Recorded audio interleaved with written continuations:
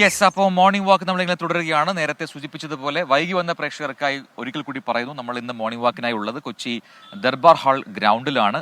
സാംസ്കാരികവും ചരിത്രവും ഒക്കെ പ്രാധാന്യം നൽകുന്ന ഒരു സ്ഥലമാണ് ഇവിടെ.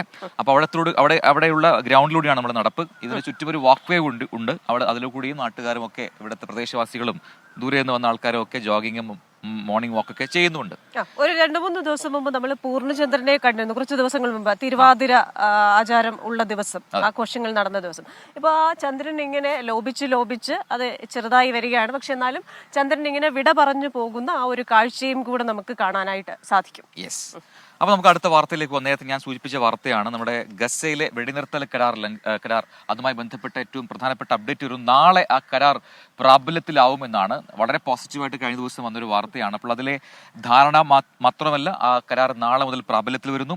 സുരക്ഷാ മന്ത്രിസഭയുടെ അംഗീകാരം ലഭിച്ച ശേഷമാണ് വെടിനിർത്തൽ കരാർ 33 അംഗ സമ്പൂർണ്ണ മന്ത്രിസഭയുടെ വോട്ടെടുപ്പിനായി കൈമാറിയത് എന്ന കൂടി അപ്ഡേറ്റ് വരുന്നുണ്ട്. അതെ, ന്യൂസ് ഡെസ്കിൽ നിന്ന് മെറിൻ മേരി ചാക്കോയാണ് വിശദാംശങ്ങളുമായി ചേരുന്നത്.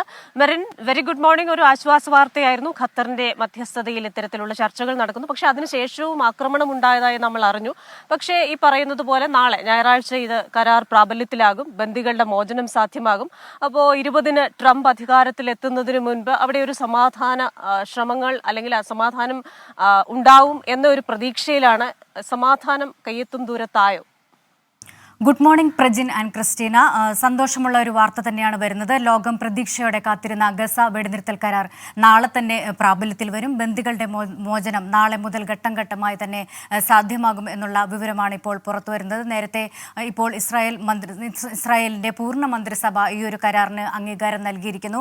ബുധനാഴ്ച ഈ ഗസ ഇസ്രായേൽ വെടിനിർത്തൽ കരാർ പ്രാബല്യത്തിൽ വന്നെങ്കിലും ഇസ്രായേൽ മന്ത്രിസഭയുടെ അംഗീകാരം ഇതിന് വൈകിപ്പിച്ചിരുന്നു. അത് സംബന്ധിച്ച അനിശ്ചിതത്വമുണ്ടായിരുന്നു. കാരണം സമ്പൂർണ്ണ മന്ത്രിസഭയുടെ അംഗീകാരം ലഭിച്ചിരുന്നില്ല. കാരണം ഹമാസ് ഈ വെടിനിർത്തൽ കരാറിൽ അവസാനഘട്ട മാറ്റങ്ങൾ വരുത്താൻ ശ്രമിച്ചു എന്നാരോപിച്ച് ഇസ്രായേൽ ഈ ഒരു കരാറിന് അംഗീകാരം നൽകുന്നത് വൈകിപ്പിച്ചിരുന്നു. ഇതേ തുടർന്നാണ് ഇപ്പോൾ ഇന്ന് അത് സംബന്ധിച്ച എല്ലാ അനിശ്ചിതത്വവും നീങ്ങിയിരിക്കുകയാണ്. കരാറിന് അംഗീകാരം നൽകിയതായി ഇസ്രായേൽ പ്രധാനമന്ത്രി ബെഞ്ചമിൻ നെതന്യാഹു തന്നെ സ്ഥിരീകരിച്ചിരുന്നു. നേരത്തെ 6 മണിക്കൂർ നീണ്ട ക്യാബിനറ്റിന് ശേഷമാണ് ഇപ്പോൾ മന്ത്രിസഭ ഈ ഒരു കരാറിന് അംഗീകാരം നൽകിയിരിക്കുന്നത്. നേരത്തെ സുരക്ഷാ മന്ത്രിസഭയുടെ അംഗീകാരം ലഭിച്ച കരാർ പൂർണ്ണ മന്ത്രിസഭയുടെ വോട്ടെടുപ്പിന് കൈമാറുകയായിരുന്നു. 33 അംഗ ക്യാബിനറ്റിൽ 24 പേർ ഈ ഒരു കരാറിനെ അനുകൂലിച്ച് വോട്ട് ചെയ്തു. ഇതോടെയാണ് ഇപ്പോൾ ഗസ ഹമാസ് വെടിനിർത്തൽ കരാർ ഇപ്പോൾ പ്രാബല്യത്തിൽ വന്നിരിക്കുന്നത്. നാളെ തന്നെ ബന്ദികളെ ഘട്ടം ഘട്ടമായി മോചിപ്പിച്ചു തുടങ്ങും. വെടിനിർത്തൽ കരാർ നാളെ മുതൽ പ്രാബല്യത്തിൽ വരും. ഗസയിൽ ഒരു സമാധാന പുലരിയിലേക്ക് തന്നെ നീങ്ങുന്നു എന്ന് തന്നെ ഉറപ്പിച്ച് പറയാൻ സാധിക്കുന്ന ഒരു ഘട്ടമാണിത്. ഈ ഒരു ഘട്ടത്തിൽ തന്നെ ബന്ദികളുടെ ഇപ്പോൾ ഇതിനോടകം തന്നെ ഹമാസ് വിട്ടയക്കുന്ന ബന്ദികളുടെ പേരുവിവരങ്ങളെല്ലാം പുറത്തുവിട്ടിരിക്കുന്നു. ബന്ധുക്കളെല്ലാം ഇസ്രായേൽ ഈ ഒരു വിവരം അറിയിച്ചു കഴിഞ്ഞു. അവരുടെ മോചനം സാധ്യമാകുന്നുവെന്ന് ഇപ്പോൾ സ്ഥിരീകരിച്ചു കഴിഞ്ഞു. മാത്രമല്ല ഇസ്രായേൽ വിട്ടയക്കുന്ന പലസ്തീൻ തടവുകാരുടെ 95-ലധികം പേരുടെ പട്ടികയും ഇപ്പോൾ ഇസ്രായേൽ ഹമാസിന് കൈമാറിക്കഴിഞ്ഞു. നേരത്തെ തന്നെ ഇസ്രായേൽ പ്രധാനമന്ത്രി ബെഞ്ചമിൻ നെതന്യാഹുവിന്റെ ഓഫീസ് അറിയിച്ചത്, അതായത് ജൂതന്മാരുടെ വിശുദ്ധ ദിനമാണ് സാബത്ത്. ഈ സാബത്ത് ദിനത്തിന് മുമ്പ് തന്നെ ഈ ഒരു കരാർ സംബന്ധിച്ച ഒരു അന്തിമ ധാരണ ഉണ്ടാകും, അല്ലെങ്കിൽ അതിന് അംഗീകാരം നൽകുന്നത് സംബന്ധിച്ച തീരുമാനം ഉണ്ടാകും തന്നെ സ്ഥിരീകരിച്ചിരുന്നു. ഈ ഒരു കാര്യത്തിലാണ് ഇപ്പോൾ സാബത്ത് ദിനത്തിന് മുമ്പ് തന്നെ ഇത്തരത്തിൽ ഗസയിൽ ഒരു വെടിനിർത്തൽ സാധ്യമായിരിക്കുന്നു. പശ്ചിമേഷ്യയിൽ സമാധാന പുലരി ഉണ്ടാകുമെന്ന് തന്നെ ഉറപ്പിച്ച് ഈ ഒരു ഘട്ടത്തിൽ പറയാൻ സാധിക്കും.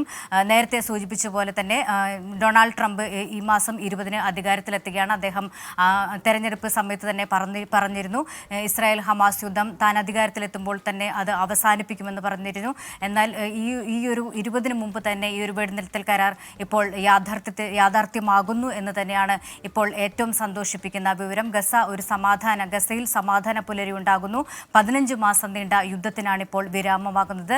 ഒക്ടോബർ 7, 2023 ആരംഭിച്ച ഈ ഒരു യുദ്ധം ഇപ്പോൾ 15 മാസങ്ങൾക്ക് ശേഷം ഗസയിൽ വെടിനിർത്തൽ കരാർ യാഥാർത്ഥ്യമാകുന്നു. ബന്ദികളെയും ഘട്ടം ഘട്ടമായി മോചിപ്പിച്ചു തുടങ്ങും.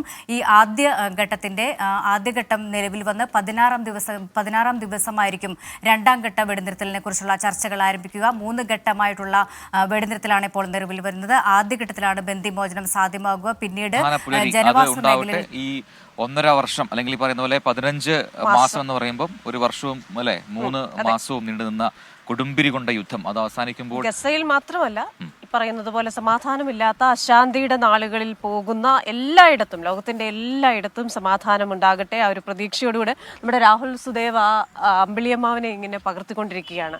അപ്പോ പൂർണ്ണ രൂപത്തിലുള്ള അമ്പിളിയമ്മാവൻ മാഞ്ഞ് ഈ ഒരു രൂപത്തിൽ എത്തി നിൽക്കുകയാണ്. ഇപ്പൊ ഇത് കഴിഞ്ഞ ഒരു അമ്പിളിക്കലയായി മാറി. എന്താണ് എന്തെങ്കിലും പറയാനുണ്ടോ? അമ്പിളിക്കലയായി മാറി അതിനുശേഷം വീണ്ടും ആ രൂപാന്തരം സംഭവിക്കും. വീണ്ടും പൂർണ്ണയന്തനാകും. ഇതൊന്നും ആർക്കും അറിയാത്ത കാര്യമാണല്ലോ എന്നല്ലേ ഉദ്ദേശിച്ചത്. നമുക്ക് അടുത്ത വാർത്തയിലേക്ക് പോകാം അല്ലെ. ഡൽഹി നിയമസഭാ തെരഞ്ഞെടുപ്പിന്റെ നാമനിർദ്ദേശ പത്രികയുടെ സൂക്ഷ്മ പരിശോധന ഇന്ന് നടക്കും. വോട്ടെടുപ്പിന് ദിവസങ്ങൾ ശേഷിക്കെ പ്രചാരണ രംഗം ചൂടുപിടിക്കുകയാണ്.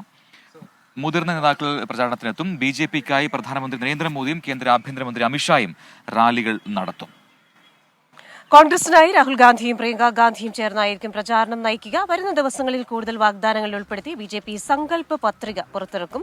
യുവജനങ്ങളെ ലക്ഷ്യമിട്ടായിരിക്കും പ്രഖ്യാപനം. കെജ്രിവാൾ നടപ്പിലാക്കിയ പദ്ധതികളാണ് BJP പ്രകടന പത്രികയിൽ വാഗ്ദാനം ചെയ്യുന്നതെന്ന പ്രചാരണമാണ് ആം ആദ്മി പാർട്ടി നടത്തുന്നത്.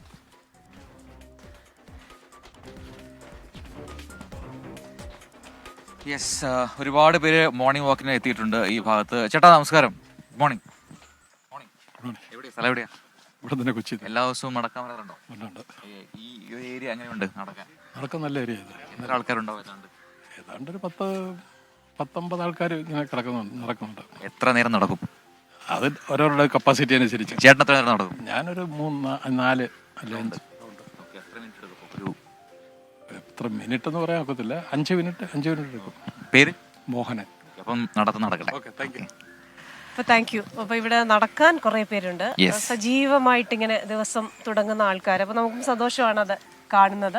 അപ്പോ പുരുഷന്മാർ മാത്രമല്ല സ്ത്രീകളോട് ഓടിപ്പോകാൻ ശ്രമിക്കും. അപ്പൊ നമ്മൾ അവരുടെ ഒരു ഇതുകൂടെ മാനിക്കും. അപ്പൊ നമ്മൾ ഓടിച്ചിട്ട് പിടിക്കുക എന്ന് പറയുന്ന സ്വഭാവം നമുക്കില്ലാത്തത് കൊണ്ട് അടുത്ത വാർത്തയിലേക്ക് പോവാം. കണ്ണൂർ ജില്ലാ ഭരണകൂടം ശ്രീ ഗോകുലം ഗ്രൂപ്പിന്റെ സഹകരണത്തോടെ സംഘടിപ്പിച്ച ജില്ലാ ക്വിസിംഗ് ചാമ്പ്യൻഷിപ്പിൽ Pattiam government higher secondary school ജേതാക്കളായി. കൂത്തുപറമ്പ് ഹയർ സെക്കൻഡറി സ്കൂൾ 2ാം സ്ഥാനം കരസ്ഥമാക്കി. ഭരണശ്ശേരി സെയിന്റ് മൈക്കിൾസ് ആംഗ്ലോ ഇന്ത്യൻ സ്കൂളിൽ നടന്ന മത്സരം കണ്ണൂർ വിദ്യാഭ്യാസ ഉപ ഡയറക്ടർ ഇൻചാർജ് AS ബിജേഷ് ഉദ്ഘാടനം ചെയ്തു. അസിസ്റ്റന്റ് കളക്ടർ ഗ്രന്ഥേ സായി കൃഷ്ണ വിജയികൾക്കുള്ള സമ്മാനദാനം നിർവഹിച്ചു. Sree Gokulam chits assistant general manager Rajesh Kaippath, saint Michael's Anglo Indian school principal father Thomson Antony എന്നിവർ സംസാരിച്ചു. 70 സ്കൂളുകളിൽ നിന്നായി 150-ലധികം വിദ്യാർത്ഥികൾ ചാമ്പ്യൻഷിപ്പിൽ പങ്കെടുത്തു. അപ്പോൾ കൂടുതൽ വാർത്തകളും വിശേഷങ്ങളും ഒക്കെ ഉണ്ട്. അപ്പൊ നേരത്തെ നമ്മൾ PCR കാര്യം പറഞ്ഞപ്പോൾ പ്രൊഡക്ഷൻ റൂമിൽ ചില ആൾക്കാരുടെ പേര് വിട്ടുപോയി. അതുകൊണ്ട് അവരവിടെ വലിയ അടി ഉണ്ടാക്കുന്നുണ്ടെന്ന് പറയുന്നുണ്ട്. അതിലൊന്ന് സൂര്യശ്രീ ഉണ്ട്, നമ്മുടെ ജിജോയ് ഉണ്ട്, പിന്നെ അക്ഷയ് ഉണ്ട്. ഇവരെല്ലാം ചേർന്നാണ് ഇന്ന് നമ്മുടെ പ്രൊഡക്ഷൻ നിയന്ത്രിക്കുന്നത് അല്ലെ? അതെ. അപ്പോൾ നമ്മുടെ രവികുമാർ PB വന്നിട്ട് ഹാജർ വെച്ചിട്ടുണ്ട്. മറ്റു പ്രേക്ഷകരും ഗംഗാധരൻ മെഡിക്കൽ കോളേജിൽ മരുന്നെത്തിയോ എന്ന് ചോദിക്കുന്നുണ്ട്. ചെസ് കളിക്കാനുണ്ടോ? ചെസ് കളിക്കുന്നുണ്ടോന്ന് ചോദിച്ചു. ചെസ് കളിക്കാൻ അറിയാമോ? പിന്നെ എന്നാ കളിക്കാം. ദർബാർ ചെക്ക് അത് മാത്രം അറിയാം. ചെക്ക് അത് ഏത് ചെക്കാണ്? സാമ്പത്തിക വിദഗ്ധ പറയൂ. ആ ചെക്കല്ലല്ലോ. അപ്പൊ ഇവിടെ ദർബാർ ഹാൾ ഗ്രൗണ്ടിന്റെ പ്രത്യേകതയാണ്. ഇവിടെ ഈ പറയുന്ന പോലെ ഒരു മനോഹരമായ രീതിയിൽ ഒരു ചെസ് ബോർഡ് ഈ രീതിയിൽ ഒരുക്കിയിട്ടുണ്ട്. മാത്രമല്ല ചെറിയ അത്യാവശ്യം പബ്ലിക് ജിം ഉണ്ട്. അത്യാവശ്യം നമുക്ക് എക്സസൈസ് ഒക്കെ ചെയ്യാം. അപ്പൊ അതിനുശേഷമുള്ള കടക്കാൻ മുമ്പ് അടുത്ത വാർത്തയിലേക്ക് പോകണം അല്ലേ? അതെ. നമ്മളെ ബോളിവുഡ് നടൻ സെയ്ഫ് അലി ഖാന്റെ ആരോഗ്യനിലയുമായി ബന്ധപ്പെട്ട് പല പ്രേക്ഷകരും ഇങ്ങനെ ആശങ്ക എന്തായി എന്ന് ചോദിച്ചവരൊക്കെ ഉണ്ടായിരുന്നു കഴിഞ്ഞ ദിവസം. അപ്പോൾ അവർക്കായി ബോളിവുഡ് നടൻ സെയ്ഫ് അലി ഖാനെ കുത്തിപ്പരിക്കേൽപ്പിച്ച പ്രതിക്കായി പോലീസ് അന്വേഷണം ഊർജിതമായി നടക്കുകയാണ്. 20 സംഘങ്ങളായി തിരിഞ്ഞാണ് ക്രൈംബ്രാഞ്ച് അന്വേഷിക്കുന്നത്. CCTVയിൽ പതിഞ്ഞ അക്രമിയോട് രൂപസാദൃശ്യമുള്ള ഒരാളെ ഇന്നലെ പോലീസ് കസ്റ്റഡിയിലെടുത്തിരുന്നു. എന്നാൽ ചോദ്യം ചെയ്തതിനു ശേഷം ഇയാൾ അല്ല പ്രതി എന്ന് മനസ്സിലാക്കി വിട്ടയച്ചു. മുംബൈയിലെ ലീലാവതി ആശുപത്രി ചികിത്സയിൽ കഴിയുന്ന സെയ്ഫ് അലി ഖാന്റെ ആരോഗ്യനില ഭേദപ്പെട്ടു എന്ന അപ്ഡേറ്റ് കൂടി വരുന്നു. അണുബാധ സാധ്യത ഒഴിവാക്കാൻ സന്ദർശകർക്ക് വിലക്കേർപ്പെടുത്തിയിരിക്കുകയാണ്. ദിവസങ്ങൾക്കുള്ളിൽ തന്നെ ആശുപത്രി വിടാൻ കഴിയും എന്നാണ് ഇപ്പോഴത്തെ പ്രതീക്ഷ. അപ്പൊ അതാണ് ദർബാർ ഹാൾ ഗ്രൗണ്ടിലെ വിശേഷങ്ങൾ. ഇങ്ങനെ തുടരുന്നു. നമുക്കിവിടെ ഒരുപാട് പേര് എക്സസൈസ് ഒക്കെ ചെയ്യുന്നുണ്ട്. ചേട്ടാ നമസ്കാരം. എൻ്റെ പേര് ശ്രീനിവാസ പ്രഭു. ഞാൻ 23-ാമത്തെ വയസ്സിൽ സ്വാമിജിയെ കൈയും കെട്ടി കേട്ടിട്ട് നിന്ന ആളാണ്. ഇപ്പോൾ 26 കൊല്ലം പോയത് അറിഞ്ഞതേ ഇല്ല. Now I M 49. 50 ആവാൻ ഇനി ഒരു കൊല്ലം കൂടി കാത്തിരിക്കണം. ജാനുവരി 5 എൻ്റെ ജന്മദിവസം. എറണാകുളം തന്നെ, heart of city. Happy birthday. January 5 അല്ലായിരുന്നു? കഴിഞ്ഞു. അത് അബിലേറ്റഡ് എന്ന് പറഞ്ഞു. അതെ അതെ. അപ്പോൾ എല്ലാ ദിവസവും ഈ യോഗാഭ്യാസം ഉണ്ട്, എങ്ങനെയാ? വേണം, എല്ലാ ദിവസവും വേണം. പിന്നെ നമ്മൾ ഏത് തരത്തിലും ഒന്ന് വേർക്കണം, ഓർക്കണം എന്നേ. നിങ്ങൾ എങ്ങനെ വേണമെങ്കിലും വേർത്തോളൂ, ഓർക്കണം, വേർക്കണം എന്നുള്ളത്. അപ്പൊ വിയർക്കണമെന്ന് ഓർക്കണം. അതെ, തുടരട്ടെ. വളരെ അത്യാവശ്യം. ഒരു 24 മണിക്കൂർ ഈശ്വരൻ എല്ലാവർക്കും എഴുതി തന്നിട്ടുണ്ടെങ്കിൽ, വിധി പ്രകാരം വിധിച്ച് തന്നിട്ടുണ്ടെങ്കിൽ അത് വിധി പ്രകാരം കഴിയാനുള്ളത്. ചെസ് കളിക്കുന്ന പോലെയുള്ള ചിന്തിക്കേണ്ട, നമ്മൾ മിസ്സാവരുത്, വേർക്കണം എന്നുള്ളത്. വേർക്കണം, ഓർക്കണം എന്നാണ്.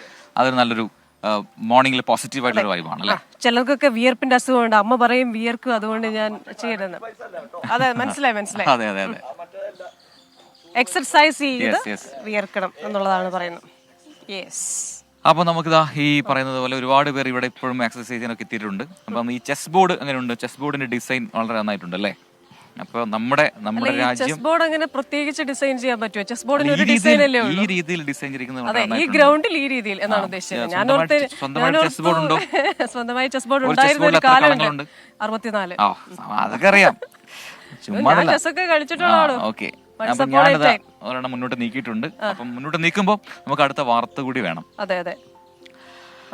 നമുക്ക് നോക്കാം. നമ്മുടെ ഈ നെയ്യാറ്റിൻകര ഗോപൻ സ്വാമിയുടെ വിവാദ സമാധി കല്ലറ, അതുമായി ബന്ധപ്പെട്ട ഒരു അപ്ഡേറ്റ് കൂടെ വരുന്നുണ്ട്. അതിന്റെ വാർത്ത കൂടി പ്രേക്ഷകരിലേക്ക് എത്തിക്കാം. നെയ്യാറ്റിൻകരയിലെ ഗോപന്റെ മരണത്തിൽ അന്വേഷണം തുടരാൻ പോലീസ് തീരുമാനിച്ചിട്ടുണ്ട്. ആന്തരിക അവയവങ്ങളുടെ രാസപരിശോധനാ ഫലം വന്നതിന് ശേഷമായിരിക്കും പോലീസിന്റെ തുടർ നടപടികൾ ഉണ്ടാവുക. പ്രാഥമിക പോസ്റ്റ്മോർട്ടം റിപ്പോർട്ടിൽ അസ്വാഭാവികതയില്ലെങ്കിലും ആന്തരിക അവയവങ്ങളുടെ രാസപരിശോധനാ ഫലം വന്നാൽ മാത്രമേ ഇത് ഉറപ്പിക്കാൻ കഴിയൂവെന്നാണ് അന്വേഷണ സംഘത്തിന്റെ നിലപാട്.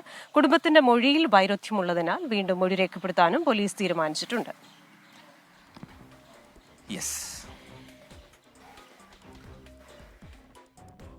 അപ്പൊ നമുക്ക് അടുത്ത റിപ്പോർട്ടിലേക്ക് പോവാം അല്ലേ? അപ്പൊ ഞാൻ എന്റെ ആളെ ഉന്തട്ടെ. എങ്ങോട്ട് ഉന്തിയാലും ഞാൻ ചെക്ക് പറഞ്ഞു വെച്ചേക്കും. ചെക്ക് ഡ്രാഫ്റ്റ് ഒക്കെ അവിടെ നിൽക്കട്ടെ. നമുക്ക് അടുത്ത വാർത്തയിലേക്ക് പോവാം. സിവിലിയൻ ഉദ്യോഗസ്ഥർക്കായി ഇന്ത്യൻ നാവികസേന പുറത്തിറക്കിയ ഗാനത്തിൽ മലയാളികളുടെ കയ്യൊപ്പ്. മലയാളികൾ എവിടെയാ ഇല്ലാത്തതല്ലേ? അതെ.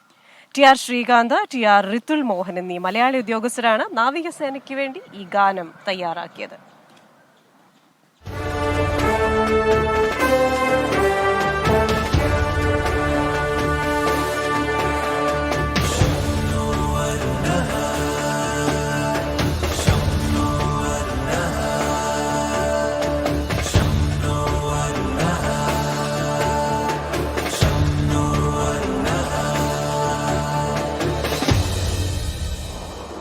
ചരിത്രത്തിലാദ്യമായി സിവിലിയൻ ഉദ്യോഗസ്ഥർക്കായി ഇന്ത്യൻ നാവികസേന ഒരു ഗാനം പുറത്തിറക്കുമ്പോൾ മലയാളികൾക്കും അഭിമാനിക്കാം. ജി ജാൻ ലഗൻസെ എന്ന ഈ ഹിന്ദി ഗാനം ഒരുക്കിയത് 2 മലയാളികളാണ്. ഏഴിമല നാവിക അക്കാദമിയിലെ സയന്റിഫിക് ഉദ്യോഗസ്ഥരായ TR ശ്രീകാന്ത് രചനയും TR ഋതുൽ മോഹൻ സംഗീത സംവിധാനവും നിർവഹിച്ചതാണ് ഗാനം.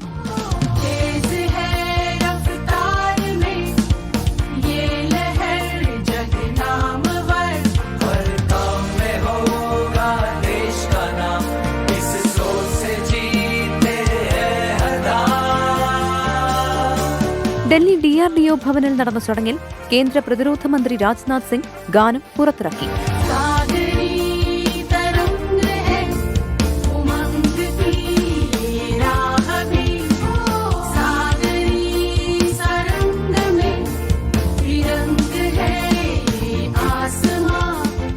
ഇന്ത്യൻ നാവികസേനയിലെ സിവിലിയൻ ഉദ്യോഗസ്ഥരുടെ സേവനത്തിനുള്ള അംഗീകാരമായി സിവിലിയൻ വർഷാചരണത്തോടനുബന്ധിച്ചാണ് ഗാനം പുറത്തിറക്കിയത്. 24 ഡൽഹി. അപ്പൊ കൂടെ ഒരു മനുഷ്യനുണ്ടായിരുന്നില്ല, ഇത് എവിടെ പോയത്? ബെസ്റ്റ്. എക്സ്ക്യൂസ് മീ, താങ്കൾ ഇവിടെ എന്തിനാണാവോ വന്നത്? ചുമ്മാ നടന്നപ്പോ നമുക്ക് ഇടയ്ക്കിടയ്ക്ക് ഇതൊക്കെ കളിക്കണം. അതെ അതെ, വാർത്ത വായിക്കണ്ട. നമുക്ക് അടുത്ത വാർത്തയൊക്കെ വായിക്കണം, പക്ഷേ ISLന്റെ അപ്ഡേറ്റ് ഉണ്ടെന്ന്. ഇന്ന് കേരള ബ്ലാസ്റ്റേഴ്സിന്റെ കളിയുണ്ട്. ഇത് എപ്പോ സാധിച്ചു? ഇത് എപ്പോഴാണ് ഇത് സംഭവിച്ചത്? ഇവിടെ അപ്പൊ എല്ലാ ദിവസവും ഇവിടെ വരുമോ? അതെ ചേച്ചി, എല്ലാ ദിവസവും വരാറുണ്ട്. അപ്പൊ ഒരു പോസിറ്റീവ് എനർജി ആണെന്ന് മനസ്സിലായി. ഞാൻ ബാറ്റ് ഇവിടുന്ന് കട്ടെടുത്ത പേരെന്താ? വൈഷ്ണവി. ഇവിടുത്തെ ഞാനും ഹസ്ബൻഡും ഫയർഫോഴ്സിലാണ്. ഉഷ. ഇല്ല, ഹൗസ് വൈഫ്. എല്ലാ ദിവസവും വന്ന് ഇവിടെ എല്ലാ ദിവസവും വന്ന് ചെയ്യാം, പ്രാക്ടീസ് ചെയ്യാറുണ്ട്. എൻ്റെ ഫ്രണ്ടാണ് സാബു. ഷാബു. ആണോ? ഓ, എല്ലാ ദിവസവും രാവിലെ വരും. എത്ര നേരം നിങ്ങളുടെ എക്സസൈസ് ഉണ്ട്? 7 മണി വരെ ഇവിടെ ഉണ്ടാവും. 5 to 7. എന്താണ് ഇപ്പോൾ പോസിറ്റീവായിട്ട് നമുക്ക് രാവിലെ ഇങ്ങനെ ഒരു ഷട്ടിലും ഒക്കെ എക്സസൈസ് ഒക്കെ ചെയ്ത് കഴിഞ്ഞ് നമ്മുടെ വർക്കിലേക്കൊക്കെ പോകുമ്പോൾ ഒരു പോസിറ്റീവ് എനർജി എത്ര മാത്രം?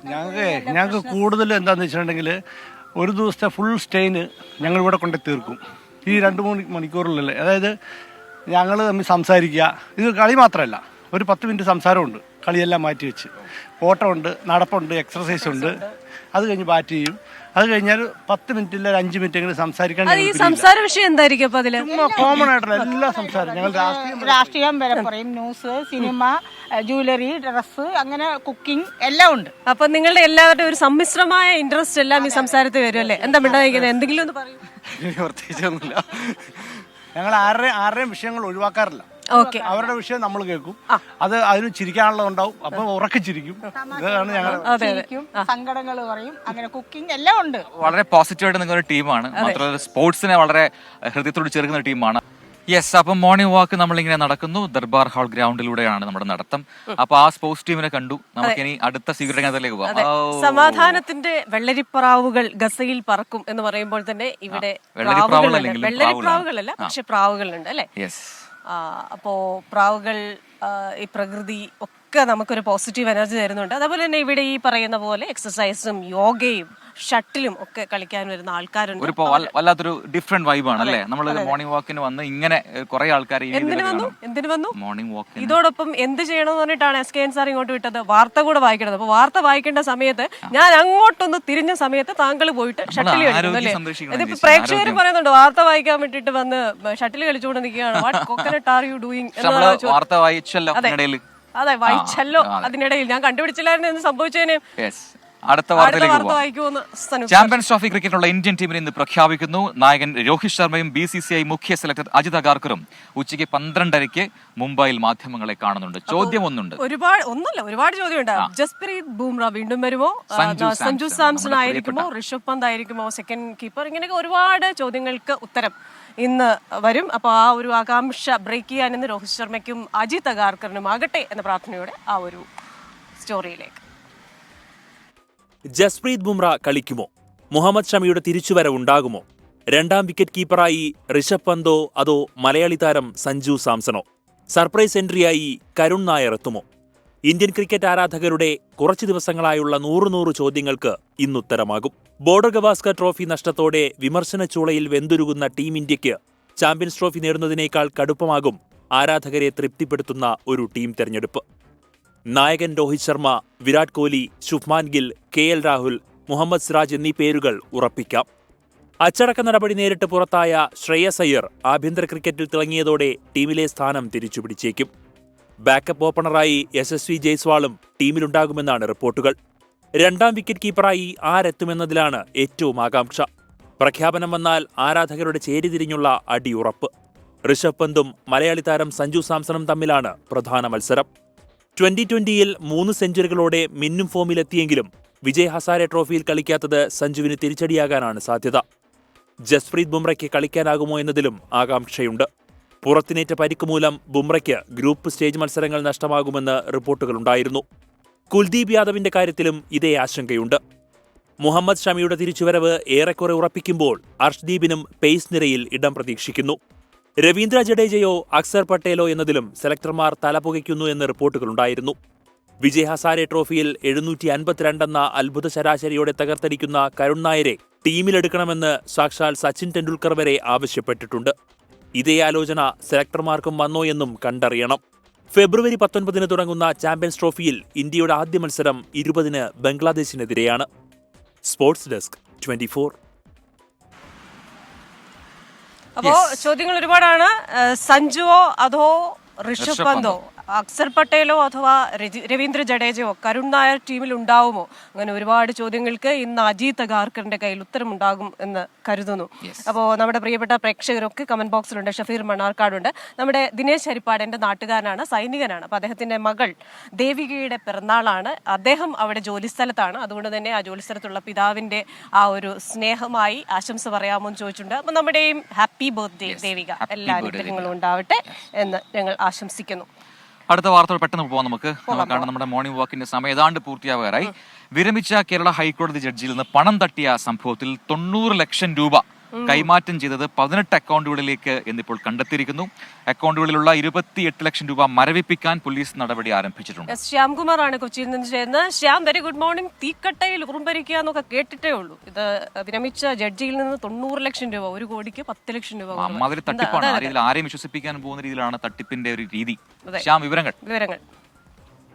തീർച്ചയായും വിരമിച്ച ഹൈക്കോടതി ജഡ്ജിയിൽ നിന്നാണ് 90 ലക്ഷം രൂപ തട്ടിയെടുത്തത്. അതും വലിയ ലാഭം നൽകാമെന്ന് വാഗ്ദാനം നൽകി പണം തട്ടിയെടുക്കുകയായിരുന്നു. പിന്നീട് തട്ടിപ്പ് മനസ്സിലായ അദ്ദേഹം പോലീസിൽ പരാതി നൽകുകയായിരുന്നു. ഈ പരാതിയിലാണ് അന്വേഷണം നടത്തിയപ്പോൾ പണം കൈമാറിയത് 18 അക്കൗണ്ടുകളാണ്. അത് ദുബായിലേക്കടക്കം ഈ പണം കൈമാറി. ഇതെല്ലാം തട്ടിപ്പുകാരിലേക്ക് പണം എത്തുന്നതിന് വേണ്ടി സ്ഥിരം പ്രവർത്തിക്കുന്ന അക്കൗണ്ടുകളാണ് എന്നും പോലീസ് കണ്ടെത്തിയിട്ടുണ്ട്. നിലവിൽ ഈ അക്കൗണ്ടുകൾ പരിശോധിച്ചപ്പോൾ 28 ലക്ഷം രൂപ മാത്രമാണ് അവശേഷിക്കുന്നത്. ആ പണം ഫ്രീസ് ചെയ്യാനുള്ള അവസാന നടപടികളാണ് പോലീസ്. ഇനി അക്കൗണ്ടിൽ നിന്ന് പണം കൈമാറാൻ സാധിക്കില്ല എന്ന് പോലീസ് ഉറപ്പാക്കിയിട്ടുണ്ട്. ഏതായാലും അന്വേഷണം നടക്കുന്നുണ്ട്. വടക്കേന്ത്യ കേന്ദ്രീകരിച്ച് തട്ടിപ്പ് നടത്തുന്ന സംഘം തന്നെയാണ് വിരമിച്ച ജഡ്ജിയെയും പറ്റിച്ച ഈ പണം കൊണ്ടുപോയിരിക്കുന്നത്. ശരി, എസ് ശ്യാംകുമാറാണ് വിവരങ്ങൾ നൽകിയത്. അതെ. അപ്പോ തൃശ്ശൂർക്കാർക്ക് ഇപ്പൊ പൂക്കാലമാണ് എന്നാണ് പറയുന്നത്. ഊട്ടിയിൽ കണ്ടും കേട്ടു പറഞ്ഞ പുഷ്പോത്സവത്തിനൊപ്പം കിടപിടിക്കുന്ന പുഷ്പോത്സവമാണ് തൃശ്ശൂർ ഗഡികൾ ശക്തൻ ഗ്രൗണ്ടിൽ ഒരുക്കിയിരിക്കുന്നത്. വിദേശത്തു നിന്നും ഇന്ത്യയിലെ വിവിധ സംസ്ഥാനങ്ങളിൽ നിന്നുമുള്ള പൂച്ചെടികളും ഫലവൃക്ഷങ്ങളും മേളയുടെ മാറ്റുകൂട്ടുന്നുണ്ട്.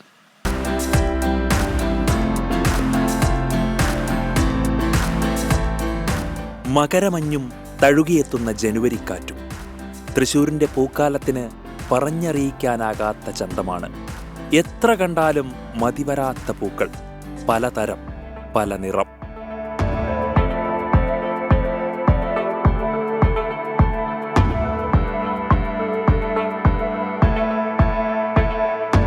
കണ്ണിലൊതുങ്ങാവുന്നതോ എണ്ണിത്തീർക്കാവുന്നതോ അല്ല മേളയിലെ പൂക്കൾ. മലയാളി വീട്ടുമുറ്റത്തെ ചെത്തിയും റോസും താമരയും തുടങ്ങി ഊരും പേരുമറിയാത്ത എത്രയോ പൂക്കൾ. അക്ഷരാർത്ഥത്തിൽ ഒരു പൂക്കാലം. നമ്മൾ വിവിധ ഇനം 380-ൽ പരം അത്യാകർഷണമായ പൂച്ചെടികൾ ഇവിടെ സജ്ജീകരിച്ചിട്ടുണ്ട്. വിദേശത്തു നിന്നും ഇന്ത്യയിലെ പല സംസ്ഥാനങ്ങളിൽ നിന്നും കമ്മിറ്റി അംഗങ്ങളും ഭാരവാഹികളും നേരിട്ട് പോയി സെലക്ട് ചെയ്തിട്ടുള്ള പൂച്ചെടികളാണ് ഇത്തവണ തൃശ്ശൂർക്കാർക്ക് കാണുന്നതിന് വേണ്ടി ഞങ്ങളിവിടെ ഒരുക്കിയിട്ടുള്ളത്.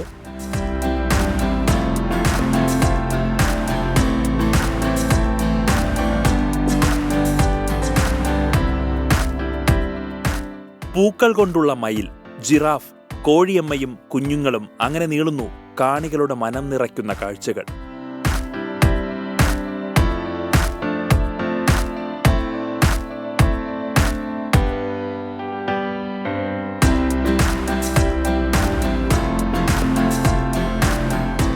ഇതിൽ പ്രത്യേകിച്ച് കാക്ടസിൻ്റെ ഒരു നല്ല കളക്ഷൻ നമുക്കിവിടെ എത്തിക്കാൻ പറ്റിയിട്ടുണ്ട്. അതുപോലെ തന്നെ മെഡിസിനൽ പ്ലാന്റുകൾ ഒരു 300 വെറൈറ്റി മെഡിസിനൽ പ്ലാന്റുകൾ ഇവിടെ എത്തിക്കാൻ പറ്റിയിട്ടുണ്ട്. പിന്നെ അതുപോലെ തന്നെ നമ്മുടെ IS കോളേജിൻ്റെ റോബോട്ടിക് ഷോ ഇത്തവണത്തെ ഒരു നല്ലൊരു സംഭവമായിട്ടാണ് വന്നിരിക്കുന്നത്. ജനങ്ങളുടെ നല്ലൊരു സപ്പോർട്ട് നമുക്ക് ഇവിടെ കിട്ടുന്നുണ്ട്. പുഷ്പോത്സവത്തോടനുബന്ധിച്ച് വിവിധതരം സ്റ്റോളുകളും സന്ദർശകർക്കായി ഒരുക്കിയിട്ടുണ്ട്. ഈ മാസം 22-ന് പുഷ്പോത്സവം സമാപിക്കും. 24 തൃശൂർ. നമുക്കിനി പത്രങ്ങളിലേക്ക് ഒന്ന് പോകാം അല്ലെ? പത്രവിശേഷങ്ങൾ എന്താണെന്നൊക്കെ നമുക്കൊന്ന് നോക്കാം. നമുക്ക് മാതൃഭൂമിയുണ്ട്, മനോരമയുണ്ട്. നമുക്കൊന്ന് ഇവിടെ ഇരിക്കാം. ഓക്കെ, അതിൽ എനിക്ക് തോന്നുന്നു ആദ്യ വാർത്ത മലയാള മനോരമയിലെ പ്രധാനപ്പെട്ട വാർത്തയെ ഇടംപിടിച്ചിരുന്നത് ബന്ദിമോചനം നാളെ മുതൽ. നമ്മൾ നേരത്തെ ഗസയിലെ കാര്യം പറഞ്ഞിരുന്നു, വെടിനിർത്തൽ. അതുമായി ബന്ധപ്പെട്ട വാർത്തയാണ് 1-ാം പേജിൽ മലയാള മനോരമ നൽകിയിട്ടുള്ളത്. 95 പലസ്തീൻ തടവുകാരെ നാളെ മോചിപ്പിക്കും, വെടിനിർത്തൽ ഇസ്രായേൽ മന്ത്രിസഭ അംഗീകരിച്ചു എന്ന അനുബന്ധ വാർത്ത കൂടി അതിന്റെ കൂടെ നൽകിയിട്ടുണ്ട്. അതുപോലെ തന്നെ മാതൃഭൂമിയിലെ ആദ്യ പ്രധാനപ്പെട്ട വാർത്ത വന്യജീവികൾ വരുത്തുന്ന കൃഷിനാശം നഷ്ടപരിഹാരം കൂട്ടും എന്നതാണ്. കാട്ടുപന്നിയെ കൊല്ലാനുള്ള തുക കൂട്ടും എന്നതും വരുന്നുണ്ട്. അപ്പോ കമന്റുകൾ വായിക്കാത്തതിനെ കുറിച്ച് കമന്റ് ഉണ്ട്. രാധാമണി മിസ്റ്റർ മോർണിംഗ് വാക്ക് എത്ര മെസ്സേജ് അയച്ചിട്ട് വായിക്കുന്നില്ല എന്ന് പറയുന്നുണ്ട്. അതുപോലെ ഹസീന ഷാജി ഒക്കെ പറയുന്നുണ്ട്. അപ്പൊ മോർണിംഗ് വാക്ക് പൂർത്തിയാവാൻ സമയമാവുന്നു.